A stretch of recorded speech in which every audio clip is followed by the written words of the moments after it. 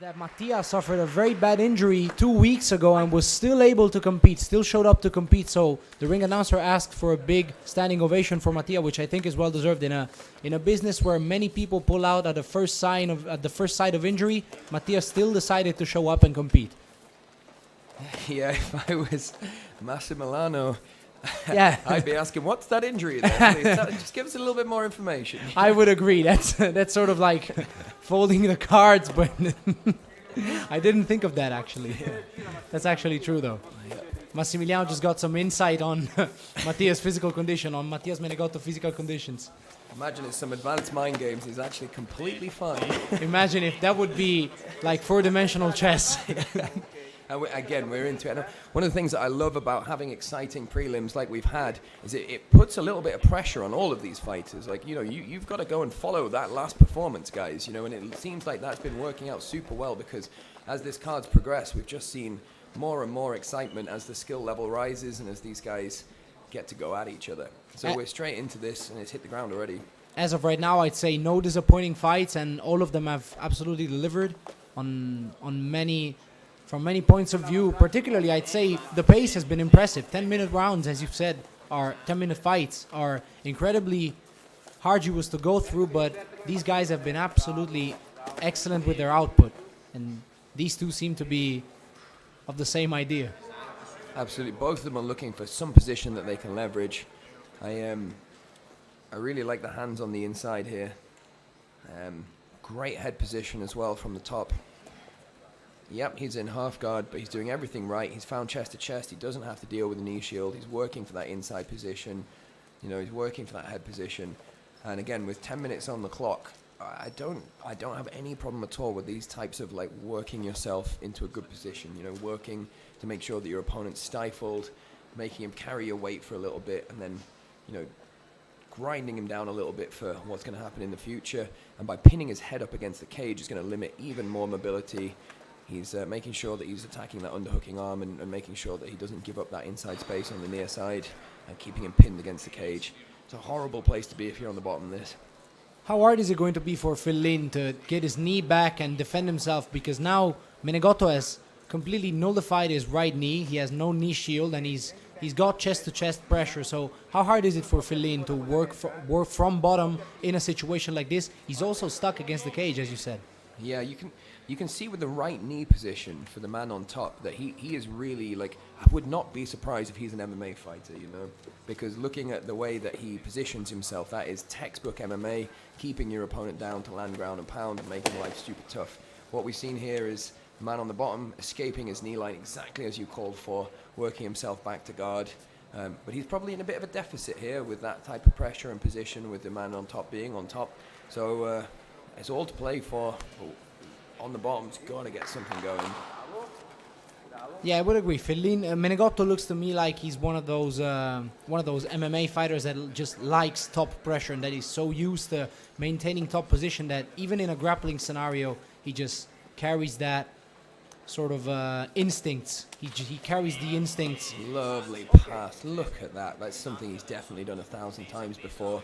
Locked both of the legs together to kill the guard, circle around. Menegotto here in a great position, and you're starting to think like, look, he's having this level of success. Like he won the initial exchanges on the feet, he won the initial exchanges in the guard passing. Now he's inside control, mounts wide open here, and look how tight his legs are to this position. Like, you are not shaking this guy off.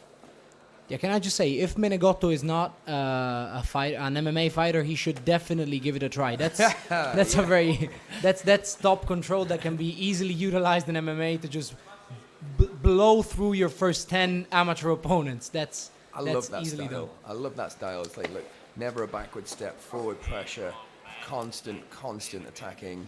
And the thing that I like as well is that he doesn't seem dissuaded at all if the opponent gets his guard back. So Menegotto gets his guard back, and Fellin has this enormous confidence that he can hit it again and does so immediately. I mean, it's looking pretty difficult for Menegotto here. It looks like a smothering pace, doesn't it? I would agree. And how hard is it for Fellin being on bottom to just recover his guard right now against Menegotto being so pressure heavy and keeping that chest to chest contact that's vital to maintain top position. How hard is it for Fellin to recover his guard right now, do you think? He needs to be able to create space by his hips. You'll see that his hips are connected to Menegotto's hips, or now his knees connected to the hips at least. You know, and so actually being able to create some space between the hips so that we can get that thigh bone in between. You know, that's what he's trying to do here. He's trying to turn on his side, pull his bum back, but on the top, that elbow is just keeping him wedged in. He's pinned between the elbow and knee, and that requires just a lot of work. So even when he gets some space here, he is outputting a lot of energy here, and this is just psychologically so difficult. But Curse the commentator is straight in. He's got his grips. He needs to get his hooks. He's got both hooks. Amazing reversal of fortunes. Amazing reversal by Fellin, who's now on top after spending what seemed like an eternity on bottom. Let's see what Menegotto can do from bottom, because right now he's been on top and he's been exerting pressure. Let's see if he can absorb pressure the same way he dishes it out.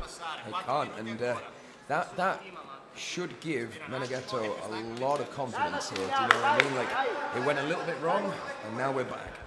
And then same for the opposite direction. It really is, again, another incredibly well-matched fight where we're not seeing one guy storming to victory. We're seeing each guy's have moments of success.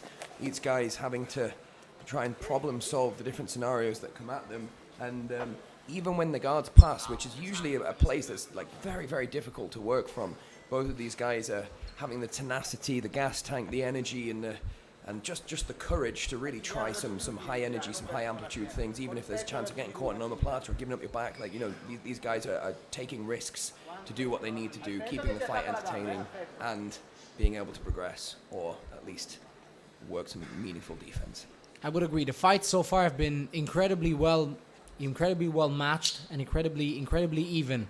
I'd say Menegotto's left knee is doing a lot of work trying to be. It's like it's glued to Fellin's hips. He's exerting a tremendous amount of pressure with his left knee, and that's the first thing that glues to Fellin's hips as soon as he tries to pass the guard.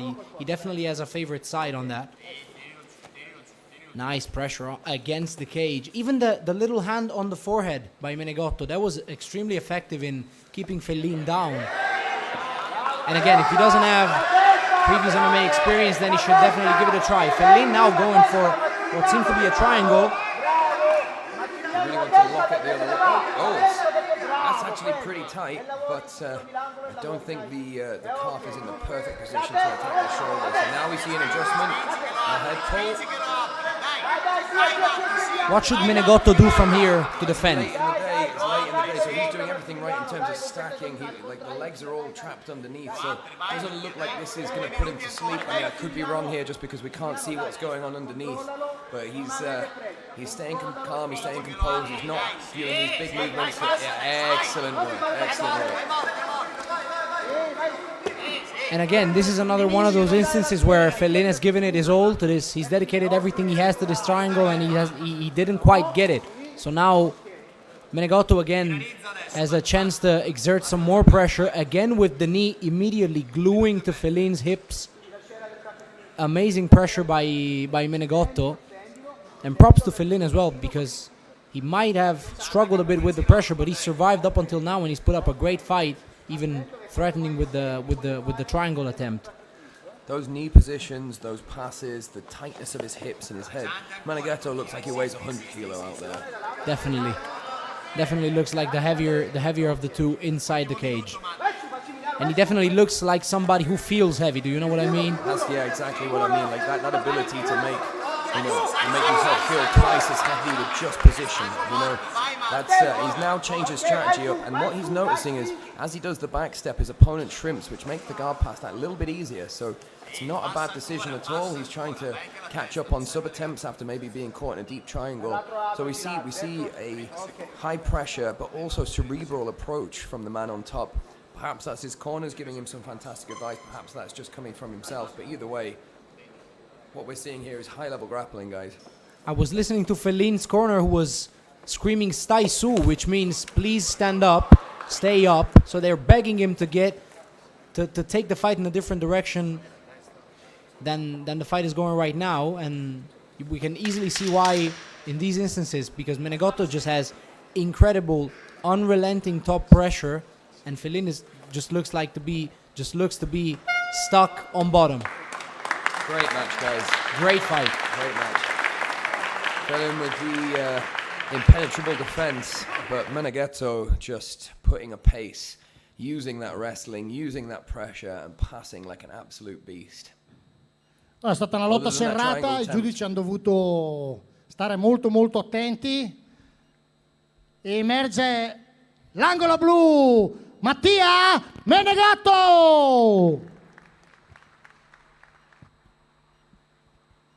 I think what won Menegotto the fight is his pressure easily and his aggressive.